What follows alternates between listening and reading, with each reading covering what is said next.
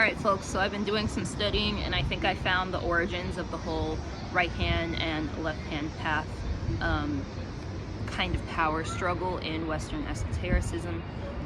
So let's just get into it. They've been directing me to Matthew 25 verses 31 through 46. So let's just go ahead and read those out so we can get that out of the way. Open up.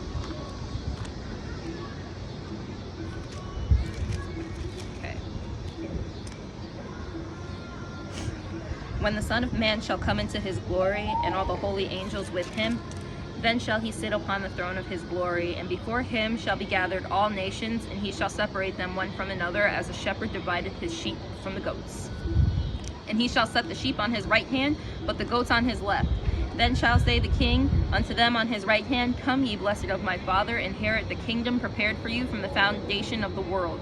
For I was an hungered, and you gave me meat. I was thirsty, and you gave me drink.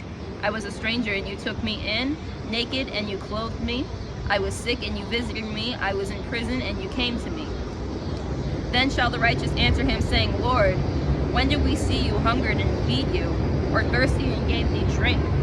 When saw we thee a stranger and took thee in, or naked and clothed thee? Or when saw we thee sick or in prison and came unto thee? And the king shall answer and say unto them, Verily I say unto you, inasmuch as ye have done it unto one of them, you have done it unto me. Then shall he say unto them on the left hand, Depart from me, ye cursed, into the everlasting fire, prepared for the devil and his angels. For I was an hungered, and you gave me no meat.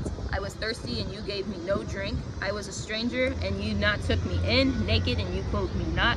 Sick, and in prison, and you visited me not. Then they shall also answer him, saying, Lord, when did we see you hunger, or thirsty, or a stranger, or naked, or sick, and in prison, and did not minister unto thee? Then shall he answer them, saying, Verily I say unto you, inasmuch as ye did it not unto at least one of these, you did not do it to me.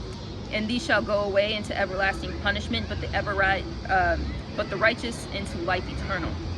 All right, so that's the foundation of the whole right hand and left hand path. But one thing that people are neglecting, God still has a right and a left hand. So you need one just as much as you need the other. You need to have, the carrot and the stick. Duh. All right, so basically I've been getting more downloads about Revelation. So let's go ahead and just talk about it. First and foremost, Lucifer and Samael are not the same angel. So we need to get that organized right away.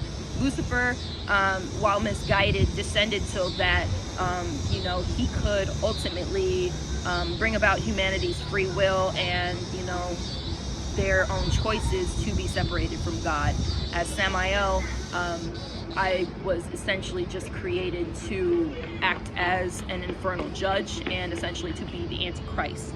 That sounds really scary, but basically all it is a inversion of those energies. So where Jesus was sent to save the souls of man, I, Samael, the Antichrist, am sent to judge the souls of man and to ultimately bring about the destruction cycle of this world for God. Alright, so let's get into it.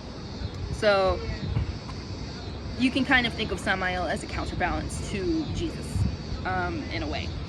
So Samael is there to inoculate the masses with the poison of God so that those who need to be awakened and strengthened against the ultimate enemy of the Lord, humanity's ego, can get that, so that they forego that illusion of separation, and so that anything that is not of God is killed off within them. To those who stand unrepentant, the poison of God will erode their minds and their bodies until they are left as an empty shell for the taking at the end of the cycle. So many have the misconception that Samael, I am in opposition to God because I work with darker currents and because, we go between the light and the dark very frequently. However, in reality, we're one of God's, I am one of God's most devoted and faithful angels because I take on the unsavory task of infernal judge. So, as important as I am, humanity thinks that I am the devil, basically. So My role is to assess the hearts of man, to decide what punishment is appropriate for them.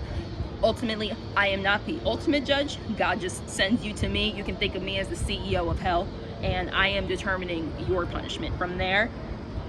And basically serving as God's eyes and ears within the infernal. So basically, you can kind of think of me as a CEO. Also, with that darkness and light, so when we think about things like the Tree of Life or the Kabbalah and the Klippah, my role is to go between the two to bring that ultimate fusion. And, you know, I do that through the gateway of Dath. So, as the left hand of God, I'm also responsible for the ultimate dissolution of the world at this cycle, and the way we do that is by provoking the darkness within man's hearts. So ultimately, he, you know, does it to himself through his own illusions of his own ego, poisoning the earth until they're violently rejected. Also going into the book of Enoch, this does not just apply to humans. So in the book of Enoch, Enoch is speaking to Archangel Raguel and traveling through, a long fire in the west that does not stop burning. So asking about this, Raguel tells him that this is the resting place for the luminaries of the sky. In other words, the fallen angels and watchers on the earth that remain unmoved by the warnings of their father, who will be claimed and tormented for the end of time. Think on that.